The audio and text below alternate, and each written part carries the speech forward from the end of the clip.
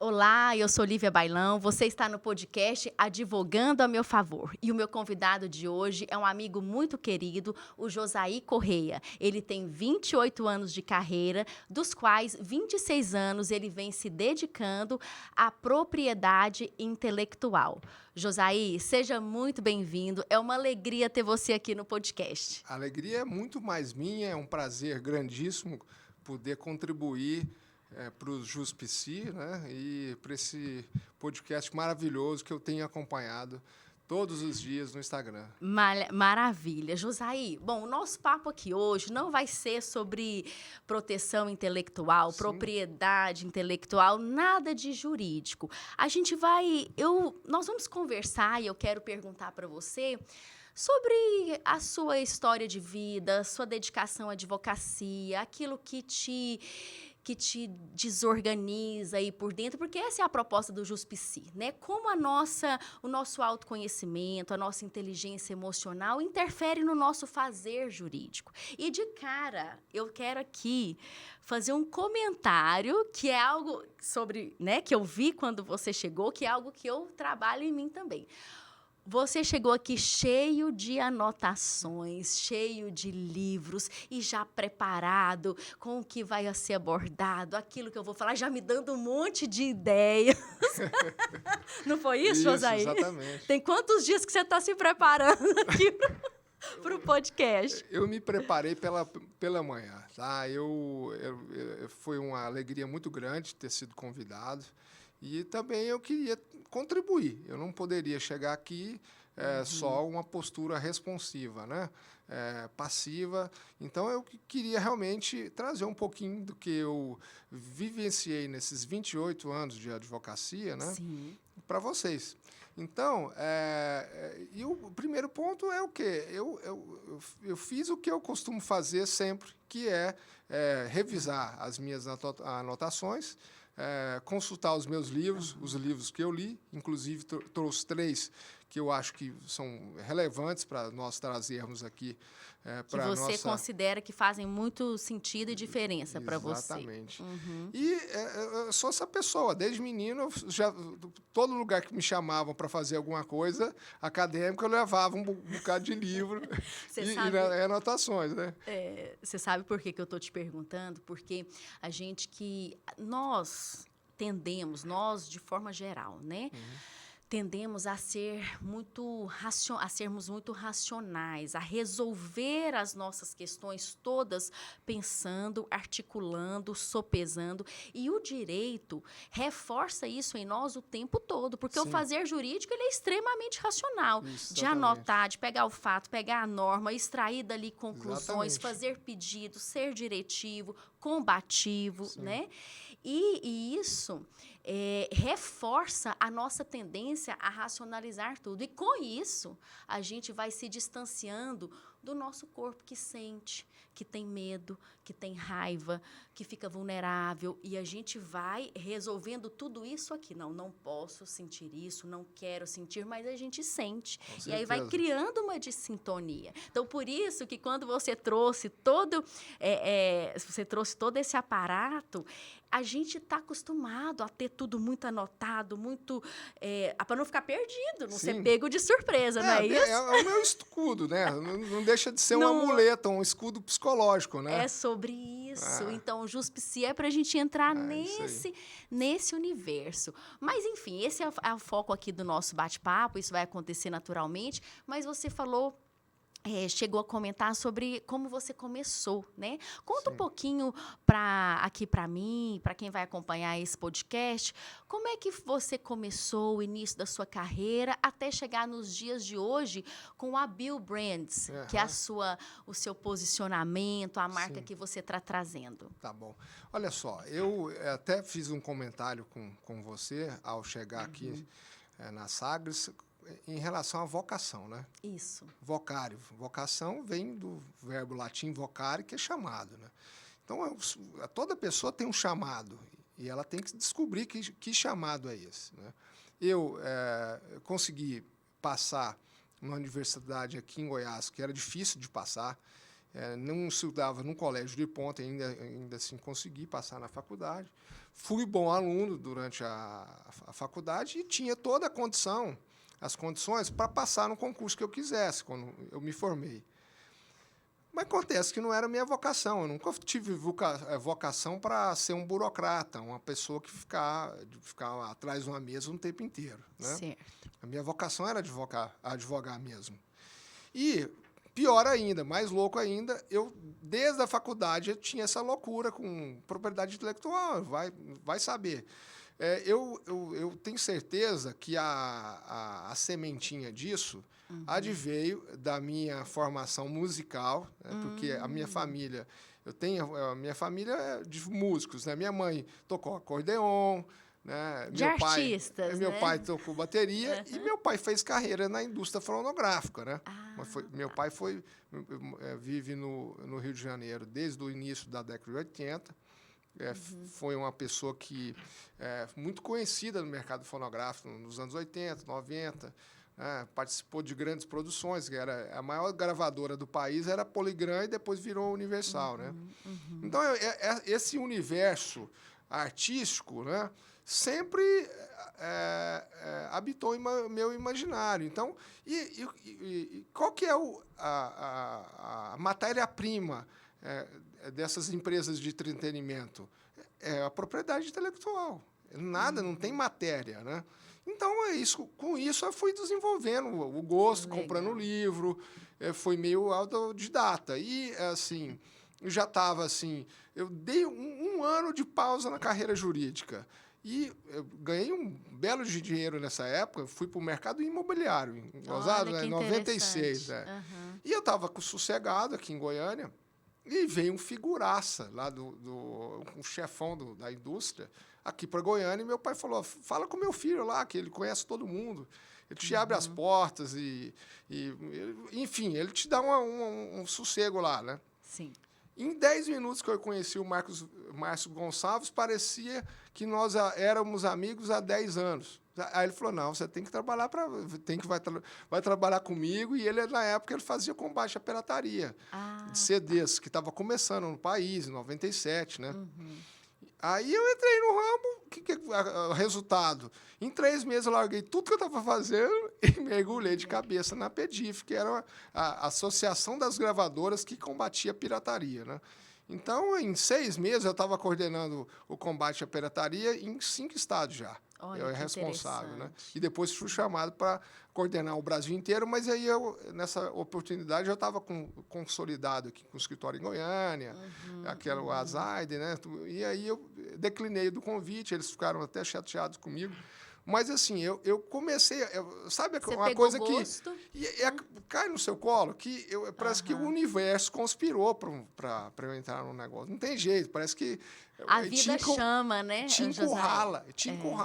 Eu não consigo me ver fora disso, entendeu? Que interessante. Por mais que haja outras áreas mais rentáveis, né, que é um assunto que a gente pode abordar aqui, a questão até que ponto você está sendo bem pago ou não, né? Fazer uma coisa que você gosta está no preço, está na remuneração. Exatamente. Né? Ter contentamento, né? E você deslanchar, tá escrevendo uma coisa que você gosta, né? Tá, mexendo no conteúdo, né?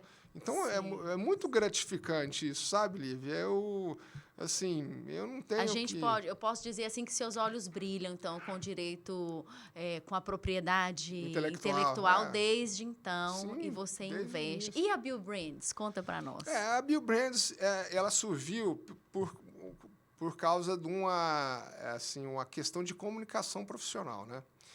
O pessoal fora de Goiás me conhece como Josaí, né? Mas há algum tempo para cá eu estou muito mais em Goiás, atuando assim, meu mercado de atuação jurídica está sendo muito mais aqui a região, né? E aqui todo mundo me conhece como Bill. Então é aquele desencontro. Toda a minha documentação estava com o Josaí. Parecia um Josaí na empresa de alguém, no gabinete de alguém, ninguém sabia quem era. Olha só. E aí eu tive que aliar, foi a ideia até do Marcos Vinícius, eu não sei se você conhece, da Central do Brasil, da Jovem Pan. Ele falou, você tem que trazer Comunicar o Bill. o Bill para o seu trabalho, não tem jeito, todo mundo te conhece como Bill. E aí surgiu a Bill Brands, que nada mais do que fazer o que eu já fazia antes, né? Receber a experiência que eu já tenho desses 20 e tantos anos de profissão. Sim. E mais, com as pessoas sabendo que a Bill Brands é do Bill, que é o Josaí. Que é o Josaí. Como você disse, né? Comunicar. Como é que tem sido esse trabalho para você de posicionamento, para comunicação? Você enfrenta dificuldades? Você tem dificuldade de se colocar, de se posicionar como uma marca? Como é que é isso? Sim, não, eu sou da velha guarda, né, Lívia?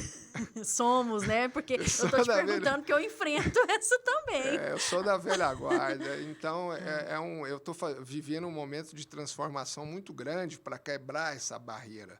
Olha porque eu vim daquela advocacia que você tinha um carrão, tinha um escritório, e bastava isso, tinha alguns amigos, o cliente chegava no seu escritório lá, né?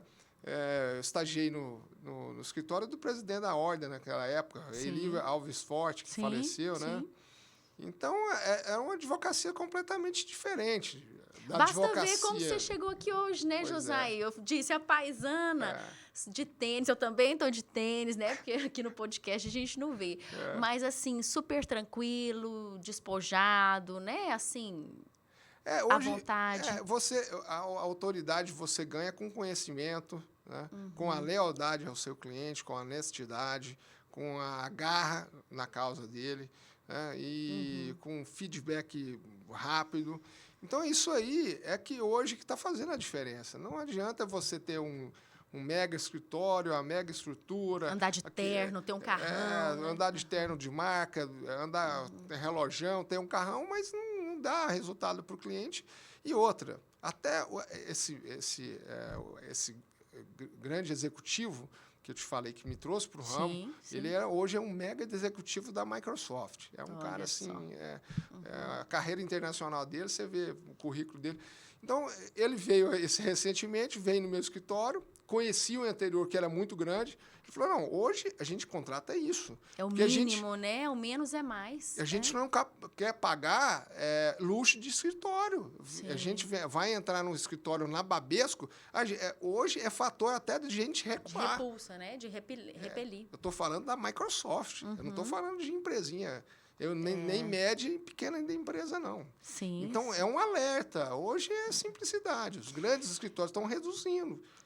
Espaços menores, os advogados em home office. Sim. É a tendência hoje, né? Você falou num termo muito interessante, que é quebra de barreiras, né? Que você começou, assim, para colocar a Bill Brands, para trazer, para carrear isso e sustentar do ponto de vista, assim, da imagem, do olhar do outro, né? De se colocar, de criar conteúdos. Você falou em quebrar barreiras, né? E aí a gente está olhando para essas quebras também, que são da carreira como um todo. Como é que é para você quebrar barreiras, Josaí? É muito desafiador, né? É difícil. Eu sou uma pessoa naturalmente conservadora. Não estou falando aqui daquele conservadorismo que está rolando aí. Moral, né? Não. Conservadora no sentido de ficar muito da minha, querer que as regras continuem, que a rotina continue. Né? Para não dar muito trabalho, fica ali na zona de conforto. Eu sou essa pessoa, sempre fui. E é um erro, né? Então, eu tinha duas opções só, né? Ou ficar para trás e quebrar, porque hoje é isso. Sim. Você fica para trás e quebra. Ou você se reinventa, acompanha, entra para o jogo e ainda está no jogo, né? Assim, porque não é questão de você vai sair do jogo se você não seguir as regras do jogo. Então, é uma questão até de sobrevivência, não é uma questão de assim, olha, Bill, se transforma, se reinventa, corre atrás, porque você vai estar fora. Não assim, todo mundo fazendo isso. Todo mundo fazendo assim que... até os grandes escritórios estão percebendo assim, que eles têm uma estrutura muito grande. Não, eles não precisam mais tanto fazer esse tipo de comunicação que nós estamos fazendo agora. Mas, por exemplo, estrutura, você via escritórios com prédios gigantes reduzindo para estruturas menores, colocando os advogados em casa, todo mundo informal de tênis, camiseta, entendeu? Até na hora de despachar com o juiz. Eu já tinha que comentei com você aqui, falei, olha, você está em Goiás, vamos lá falar com o desembargador, coloca um blazer, pelo menos aí, na hora da audiência, né? O cara de carioca, né? Mas do Mega, o maior escritório do país, né? Na área de propriedade intelectual. Sim. Então, hoje a tônica é essa, né? E você tem que mostrar conteúdo mesmo, né? Não adianta ficar postando coisas sem sentido, né? Porque é uma forma de até você demonstrar que tem propriedade para falar do assunto, né? Olha só, você está falando uma coisa, eu vou voltar lá na questão de quebrar barreiras, né? Porque não é todo mundo que dá conta, né? Não é todo mundo que consegue colocar... se expor e correr o risco de sair daquela zona de conforto, por mais hostil que a zona de conforto esteja. Sim. Mas é zona de conforto. Ali eu me acomodo, ainda que seja no ambiente hostil. Então, dar um passo é muito desafiador e requer em nós uma vontade dirigida e que a gente precisa movimentar muita coisa aqui dentro da gente, do ponto de vista psicológico, emocional. Então, não é todo mundo. Eu estou falando para você porque esse movimento que eu venho fazendo também, do JusPsi, de unir o direito com a psicologia, é um aprendizado todo dia. Gerar conteúdo, colocar na internet. E aí, se eu não tomar cuidado, a coisa dos algoritmos, da coisa do todo dia, começa a me dominar. Eu falo, opa, eu não tô a serviço disso. Né? Isso não me comanda, eu é que dito a regra. Então, tem dia que eu tô cansada, tem dia que eu não tenho inspiração, então tem dia que não vai. Mas compromete o algoritmo. Tá comprometido. Né? A gente precisa bancar certas coisas, né? Você acha... Então, dando continuidade aqui, né, para a gente entrar nessa esfera do autoconhecimento, que é um fator importantíssimo que vai dar sustentação na quebra da barreira, né? Você acha que o autoconhecimento é importante para o exercício da advocacia? Extremamente importante. Até para escolher qual a área que ele vai seguir. Porque eu vou te dar um exemplo muito engraçado. Uma das primeiras causas que eu obtive lá como estagiário ainda era fazer cobrança. Naquela época lá tinha muito negócio de cobrança. Cobrança. Né? Mas é lógico que não ia dar certo. Por quê? Imagina eu fazendo cobrança. Ô, fulano! Eu terminava de falar com o cara assim, meu amigo, olha, um abraço sua mãe. Já assim, marcar um café, um pão de queijo. Dá certo, não tem perfil. Assim, não dá. Reconhecer isso, né, Josaí, é muito grandioso. E assim, eu, de certa forma, prosperei muito novo advogando para artistas por causa desse caráter meu, desse perfil da minha personalidade, né? Porque artista é aquele negócio informal mesmo. Eu os recebia sempre na maior informalidade possível. Conhecia o métier. É importante o advogado saber o que acontece na vida, ou pessoal, que se for de família, ou empresarial, se ele estiver advogando em algum ramo de negócio, né, do cliente.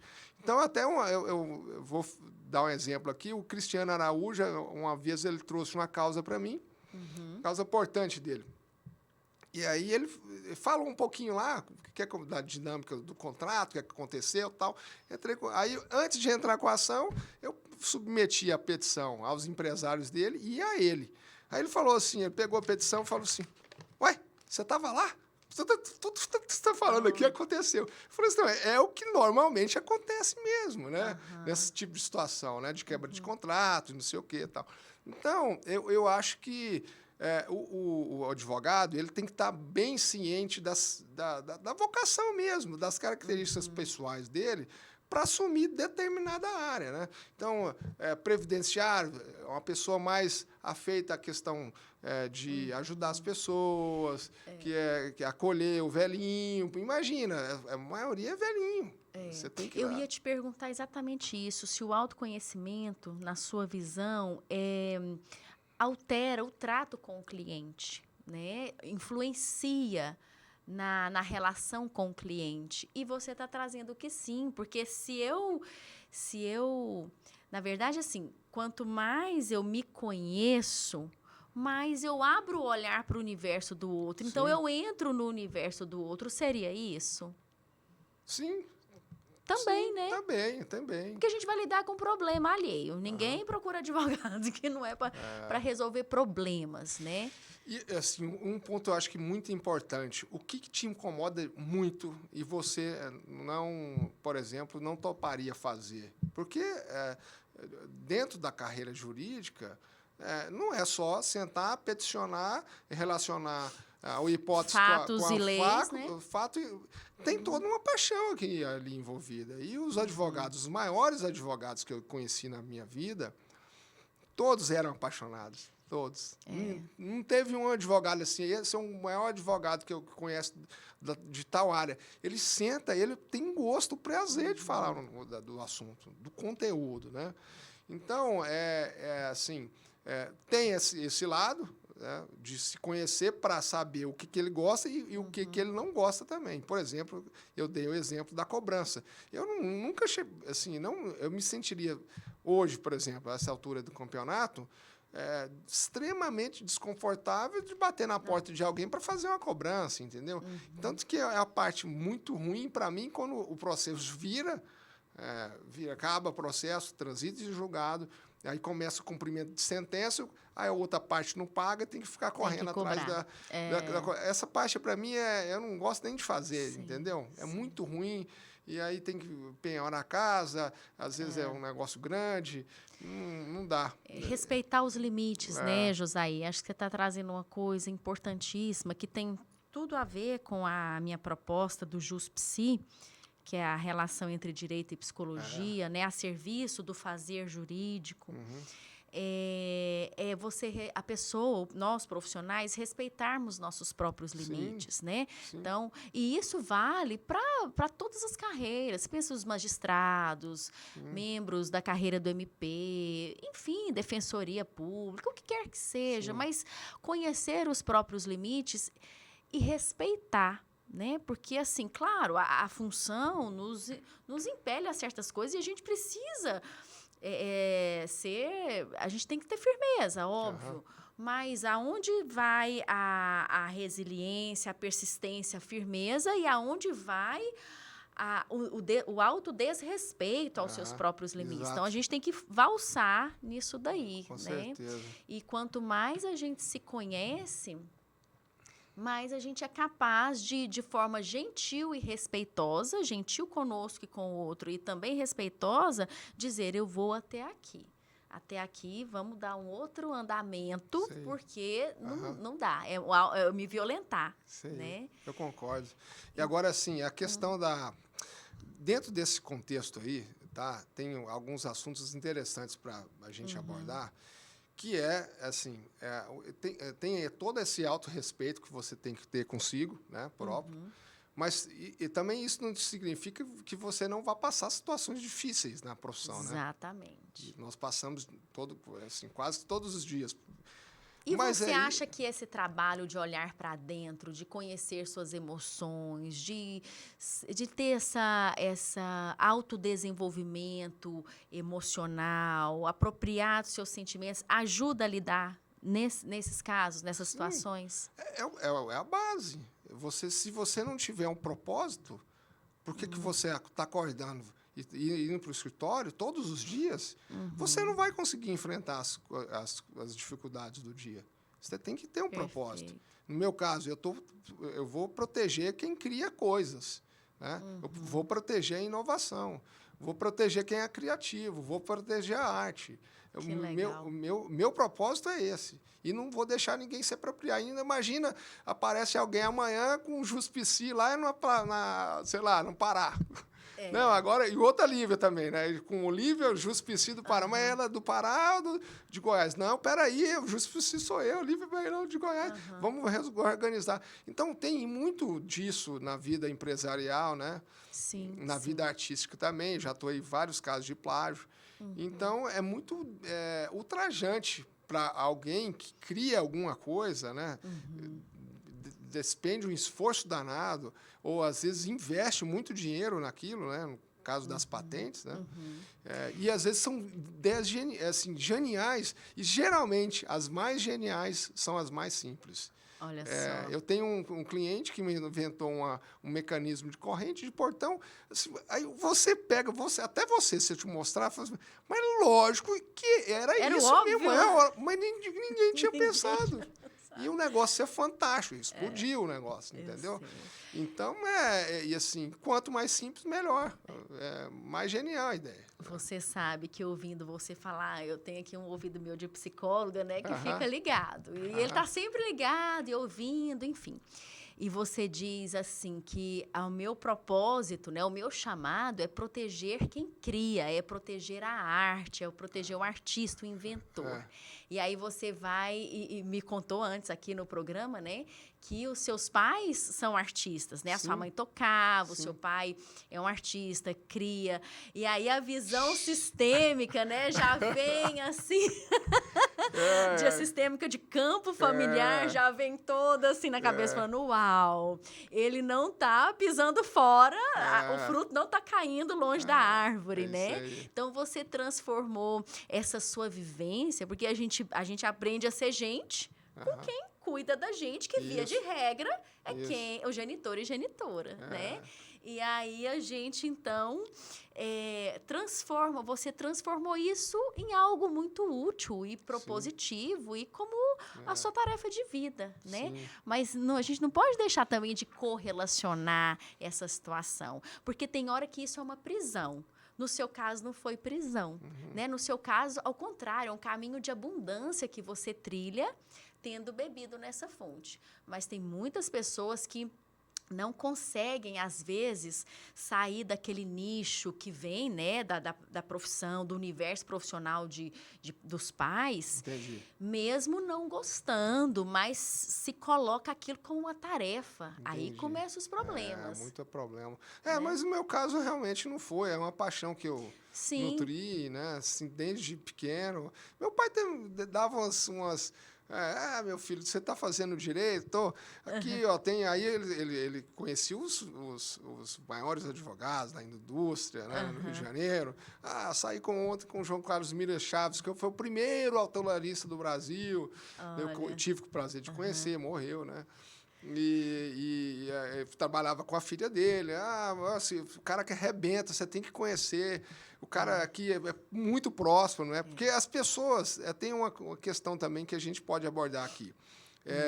As pessoas confundem prosperidade com abundância financeira. São duas coisas diferentes. São duas coisas bastante diferentes. Mas, nesse caso, casou as duas, com o João e a abundância financeira, porque ela advogava para a indústria, era praticamente sozinho, né? Então, assim, essa questão de trabalhar com o que gosta, eu não vou advogar, né, contra um fato de que você não precisa ser próspero para ir tocar a carreira. Eu acho que a prosperidade faz parte. Você tem que ter uma abundância financeira, fazer as coisas que você gosta, comprar, né, mais ou menos os bens que te trazem conforto, né, viajar para onde você quer viajar. Mas não é só o dinheiro. As pessoas correlacionam demais diretamente isso. Sucesso com dinheiro, só né? dinheiro não. Abundância com dinheiro. Também o dinheiro, mas não é só o dinheiro. Ele é um aspecto desse contexto abundante e próspero, né? Exatamente. Mas eu só quis te dar um exemplo de como que as coisas estão interligadas, né? Eu costumo falar assim que não tem uma ponta solta em nós. Então, a nossa escolha profissional, ela também tem a ver com isso que a gente bebeu da fonte, né?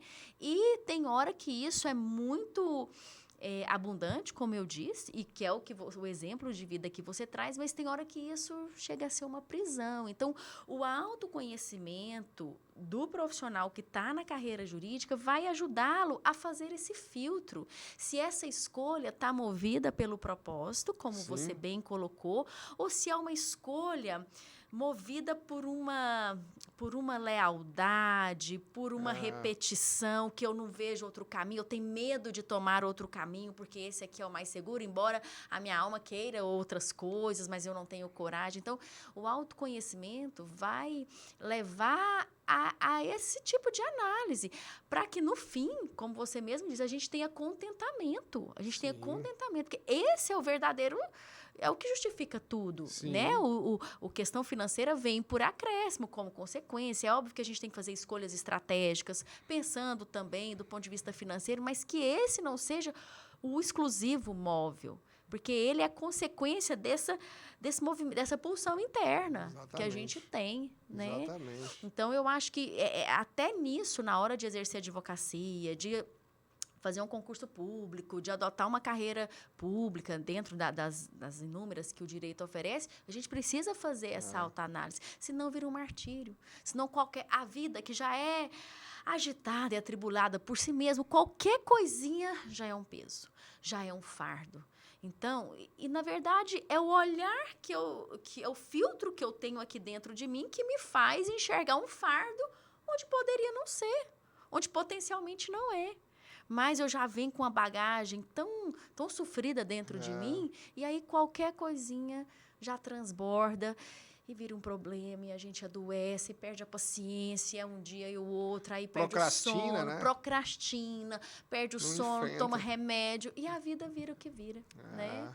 Então, eu falo, ninguém procrastina à toa. Não. Tem um negocinho ali dentro que faz você... Com certeza. Né? Porque tem coisas simples que a gente procrastina e complexas que não, e vice-versa. O que me faz resistir? Então, tem que perguntar aqui dentro. Enfrentar o medo. Enfrentar o medo. Mas vamos ver aqui o que você trouxe para compartilhar sobre essas obras aqui, Josair. Olha só, esse primeiro livro... Em Busca de Sentido, do né? Viktor Frankl. É uma obra que... Em Busca de Sentido. É uma obra que várias pessoas assim de renome no mundo indicaram como transformadores. É um psicanalista, né? O Viktor Frankl, ele era um psicanalista, morreu não tem muito tempo, não. E ele era médico, né?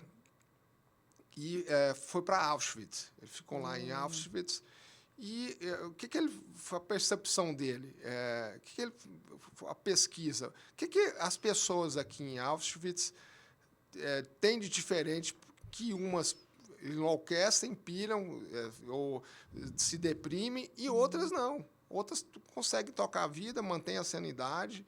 Então, ele falou assim, olha, as pessoas que tinham mais senso de cumprimento de dever, tá? Eu não quero essa palavra disciplina, porque hoje também tudo que tem um ar de rigidez é tido como conservador. Não é, uma palavra não é disciplina, é a pessoa que tinha senso de dever, né?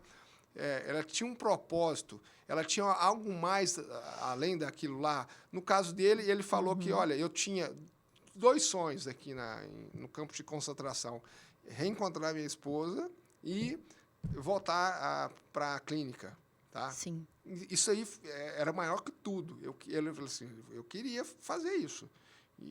Então as outras pessoas, um cientista, porque no campo de concentração tinha pessoa de A a Z, cientista de Nobel, né? Quase Nobel, advogado famoso, juiz, igualava, judeu, vai para o campo de concentração. Então ele falava, outro ele tinha uma teoria do não sei o quê, um cientista, autocientista da Alemanha, que ele falou, não, eu não vou sair daqui, eu ainda vou colocar minha teoria para, né, provar que a minha teoria está certa. Então, o outro tinha o desejo de reencontrar em família, que separaram. Então, as pessoas que têm um propósito muito grande, além daquela situação normal, né? Corriqueira, que, apesar de por mais adversa que seja, né, ele consegue transcender a palavra que ele usa. Você tem que transcender a situação Ir além, e né? além saber que você tem um propósito muito maior do que tudo aquilo que está acontecendo. Isso você transporta para a advocacia, né? Às vezes você pega um juiz que te esculacha, você pega um oficial de justiça que some, a outra parte que chicaneia, né? O cliente que não te paga. Né? E aí, Acontece, né? acontece às vezes. Né? Aí, e falou assim, mas, e tudo aqui que eu estou vivendo, tá valendo a pena? Pô, eu tenho algo mais do que... Não é só essa confusão aqui, entendeu? Você se identificou, então, aqui, quando ele traz essa questão desse sentido, desse propósito Sim. mais firme que coloca a pessoa em pé, que impulsiona a pessoa para a vida e para o mais. Exatamente. E aí você identificou, no seu caso, que a advocacia e trabalhar com esse tema da proteção aos criadores, aos artistas, te impulsiona Isso e aí te é o impele sentido. a acordar. É o sentido. Você entrar até hoje.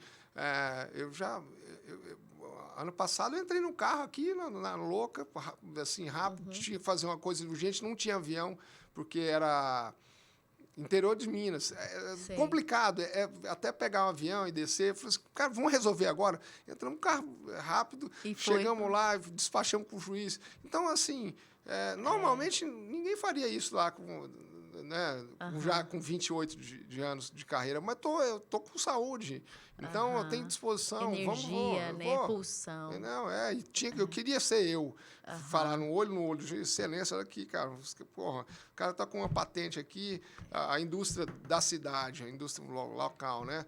Aí tá reproduzindo, ele não está obedecendo a ordem, vamos fazer. Vamos para cima. Tá, então, esse tipo de coisa, sabe?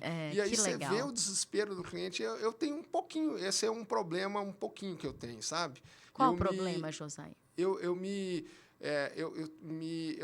tenho um altruísmo exagerado. É um ponto, é meu calcanhar de Aquiles, eu acho. É um ponto fraco que eu tenho, sabe? Se você acha que você sai do seu lugar de causídico, de advogado? Pouco. Eu quase que às vezes, se o cara contar uma história muito dramática para mim... envolve. Tá, vamos lá, doutor, vamos lá.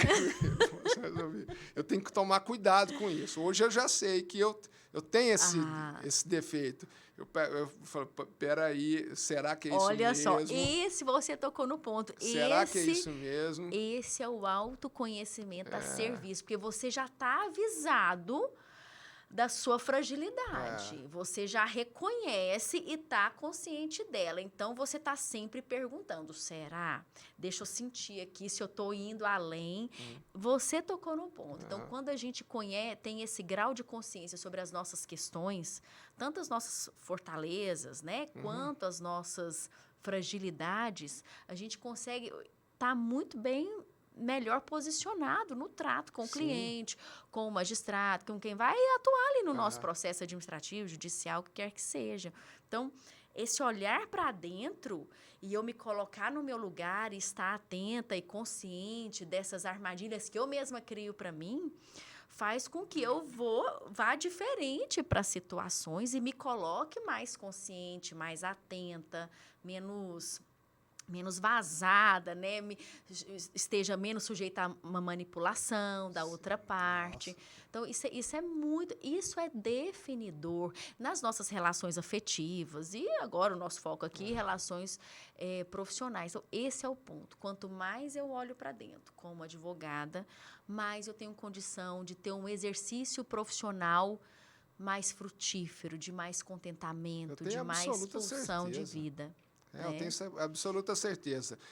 Tanto isso em relação ao advogado cliente, como o advogado com o ex-adverso, com o advogado com a outra parte. O julgador. E com o juiz, com a testemunha, tudo. Isso, tudo. Com certeza. É fantástico, né? Esse mundo interno nosso que reverbera e é projetado fora o tempo todo é lindo, eu falo, é divino mesmo. Só o Criador para conceber tanta perfeição. Ainda vou fazer psicologia também, viu? É isso aí. E esse livro, conta que tem mais aqui, José. Martin Esse é um romance? Um livro que o Jack London, que é um escritor americano famoso, ele viveu na virada dos séculos XIX para o XX. Deixa eu colocar aqui na câmera, ó, câmera 2. Aqui, aí. E é simplesmente um livro que... o Martin Eden é o personagem principal do livro, mas, na verdade, é o Jack London. Ele é um livro que ele conta... Fala dele? Mas, na verdade, ele está contando a história dele nesse livro. Tá? Era um marinheiro que vivia de brigas, bebedeiras, ganhava o dinheiro no mar, passava um pouquinho na terra. Aí, quando acabava o dinheiro, voltava para o mar para ganhar mais dinheiro, para até sobreviver e voltar para a terra. Então, ele falou assim, poxa, eu vou passar minha vida toda desse jeito? Eu tenho que melhorar. E naquela época era muito difícil, né? A ascensão social, no século XIX, né? Sim. Imagina, né? Virada para o XX. Ele falou, olha, assim, você é escritor.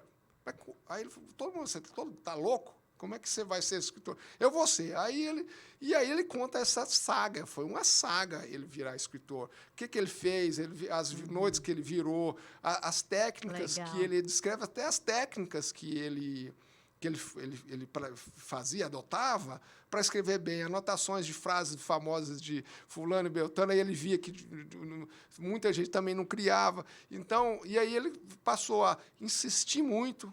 É uma luta, uma saga, porque ele insistiu demais, até a primeira pessoa a publicar o primeiro artigo dele no jornal.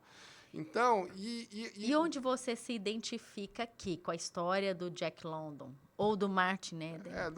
Porque eu me identifico porque a questão da propriedade intelectual era um negócio assim, é um tacutu com cobra aqui em Goiás, quando eu mexia. Ninguém falava disso aí, né? Até hoje, é um assunto que tem pouca discussão no Estado, nos tribunais, né? Você não tem uma base de dados, né, de jurisprudência, julgados, precedentes muito grande aqui em Goiás. Você vai achar Rio de Janeiro, São Paulo, né, e Rio Grande do Sul. Então, é um caminho a ser desbravado ainda, né? No atual momento, ainda é uma área que é para está constantemente sendo desbravada, não estaria assim tão consolidada quanto outras áreas, né? E o interessante você pode, é a lição do livro, você quer escrever bem? Você pode escrever bem. Você pode escrever bem. Hoje eu me considero um bom advogado que consegue escrever, que tem uma fluência. Ótimo. Mas não era assim, porque quando eu era pequeno, né, no primário, era excelente aluno de matemática. Meus professores achavam que eu fosse virar engenheiro. E escrever nunca foi o meu forte, assim, escrever. Olha que interessante. E eu optei por isso meio à contramão das minhas prováveis habilidades do passado, entendeu? Entendi. Então, e aí foi essa grande inspiração que eu tive com Martin Eden. E para finalizar, eu aprendi, depois de velho, que para escrever bem... vamos chamar de experiente. Para escrever bem, você quer ser advogado, você quer escrever bem, com naturalidade, com tranquilidade, leia os clássicos. Olha só. Leia os clássicos. Então já fica a dica, né, Josair? Leia os clássicos. Tá, não vai... Olha, com um livro de direito, você vai aprender técnica jurídica. Que lei, que artigo, onde que vai, que caminho que você vai. Mas para escrever bem, você não vai aprender com um livro jurídico. Não. Você vai aprender lendo os clássicos. Não tem jeito. Uma base anterior, né? Assim, Exatamente. Base. Perfeito. E a Estrada da Cura, Josair? Não, esse livro fundamental também. Eu não conheço esse. O Neil Peart, morreu em 2020, foi um dos meus grandes ídolos, porque eu fui baterista na adolescência, né? Fui professor de bateria, estudei bateria há muito tempo, assim, profundamente, né? Toquei com o Marco Antonini, os anos 93, 94, eu era o baterista dele, fiz shows. Abri show do Skank. Olha só! E quando o negócio estava virando profissional, eu falei assim, já estava profissional, mas estava assim, caminhando muito sério, né? No quarto ano de faculdade, eu falei, o que você quer? Agora eu vou ter que fazer uma escolha. O que você quer? Música ou direito? E aí, nossa banda... todinha pediu para sair. Aí Olha era só. um cirurgião torácico, o Sara Kubitschek hoje, que é o baixista da banda. Outro é o radiologista famoso aqui, Paulo Eduardo, tecladista, né? Paulo Eduardo Marinho. Um guitarrista era psicólogo. A minha Olha, banda... Era super... Era eclética, totalmente, multidisciplinar, né? E o Newport, qual que é o grande recado que esse livro dá? Eu li esse livro na pandemia. Quando abriu a pandemia... Certo. E ele, assim, ele fez uma viagem de moto 90 mil quilômetros e eu acompanhei, porque eu estava na pandemia, não estava fazendo nada. Primeira semana de pandemia, todo lockdown, né? Aí eu pegava o Google Maps, entrava, peguei a estrada tal. Eu entrava no Google Maps. Você viajou com ele. Entrei no hotel tal, não sei o que, aí eu entrava, né? Mas o grande recado disso aí, eu acho que é muito importante para o Juspc é o seguinte. Por que ele escreveu esse livro? Ele era o baterista da banda Rush, uma das maiores bandas do mundo, né? Uma banda de faturamento bilionário. Banda né? canadense, né? E é considerado um dos melhores bateristas do mundo até hoje. E ele estava vivendo o auge da vida dele, a carreira.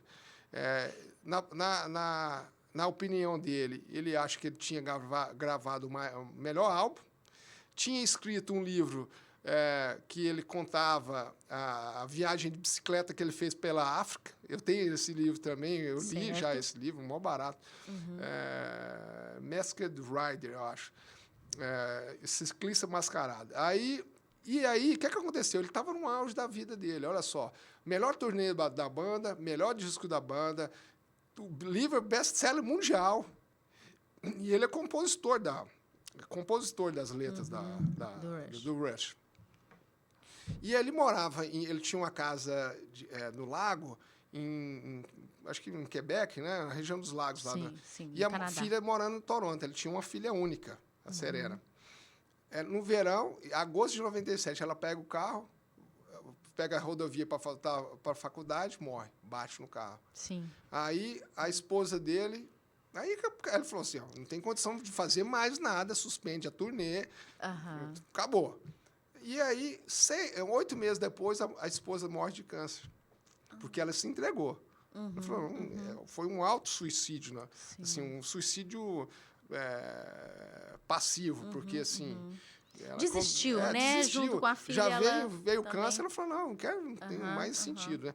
E aí ele fala assim, por que é interessante isso aqui?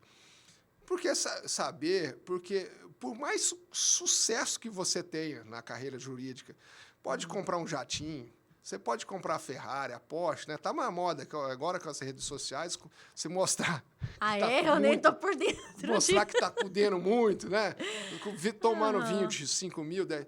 Olha, sem a sua base emocional, você não é nada. O livro prova isso. Porque ele falava assim, olha, eu perdi tudo. Perdi tudo. Para ele não servia mais nada. Assim, tudo que ele tinha não servia para mais nada. Assim. E aí ele por que a Estrada da Cura? O título original é Ghost Rider, que é o motorista fantasma. Porque ele se sentia um fantasma no mundo. Ele falou assim, eu perdi a conexão com o mundo. Eu não tinha mais nada. Eu vi uma pessoa rindo, abraçando o filho, ele falou assim, cara, eu não tenho mais graça. Não tem. Aí essa viagem que ele fez para tentar esquecer a dor. Se você vê, né, ele transcendeu a dor. Aí a gente volta no primeiro livro que você trouxe também, né, que ele pegou, ele não desprezou a dor, mas ele decidiu ir além dela. Ele deu um salto, respeitando, provavelmente no movimento de respeitar, acolher, mas não ficar parado ali, né? Ele transcendeu. Ele fala um negócio assim interessante. Todo mundo parece ter um nenenzinho dentro, né? Ele fala assim, Neil, cara, acorde seu neném, calma, vai dar certo. É a nossa criança interior, né?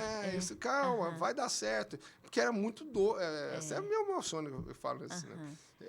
A dor era muito grande. Sim. Assim, e aí, não adianta o advogado, que você está trabalhando nessa área do Juspc, não adianta ele pensar que só a prosperidade financeira vai adiantar para ele. Não adianta.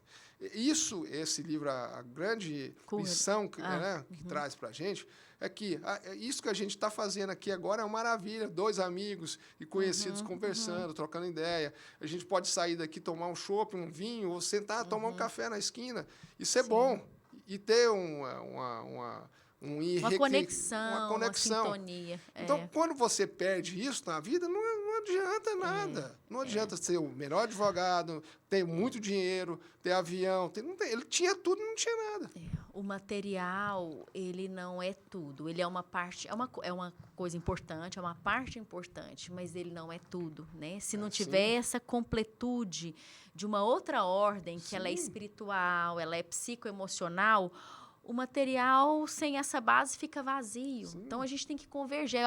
Claro que a gente, né, buscar prosperidade financeira, ganhar dinheiro, isso é muito legítimo, isso é muito bom, mas, como você diz, não é tudo, não é a qualquer custo. Se eu estou a serviço disso e estou esquecendo esse pano de fundo aqui, de outros valores também, fica vazio, fica pela metade, né? É aí que entra o juiz psíquico, É aí para que né, o seu emocional com a sua ação. A sua ação tem que estar coordenada com o que está aqui dentro. Né? Dentro dessa ideia, aí voltando para as carreiras jurídicas, né, como que os meus processos, os meus prazos podem ser um fator de transcendência para mim? De eu sair dessa camada que autores diferentes, de formas diferentes, trazem, né? Mas como que eu saí dessa camada do ordinário, e o ordinário eu considero a reclamação, a coisa difícil, a racionalização de tudo, resolve aqui, incomodou, resolve aqui, incomodou, e não é. Não é, a gente vai só passando uma tintazinha ali para ficar bonito, pondo debaixo do tapete. Mas, então, como que... Perdi meu raciocínio agora.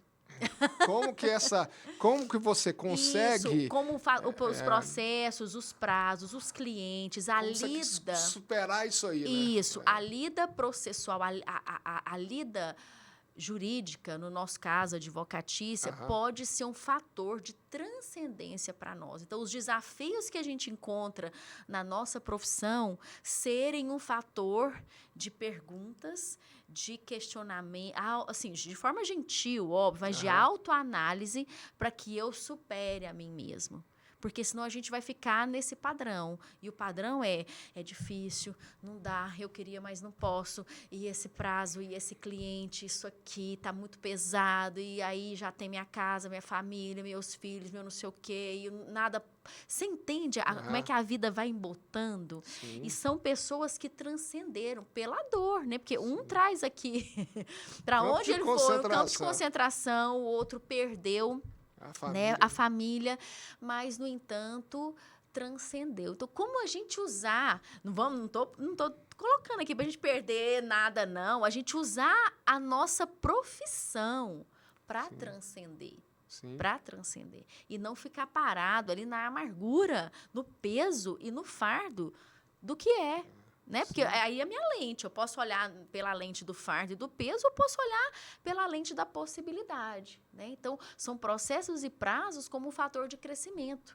Processos e prazos, leia-se toda a lida profissional. Né? Então, é algo para a gente... E as leituras vão ajudando muito a gente. Demais. Os retiros que a gente faz. Eu sou a adepta dos retiros, né? Importante. Então, retiros, leituras, terapia...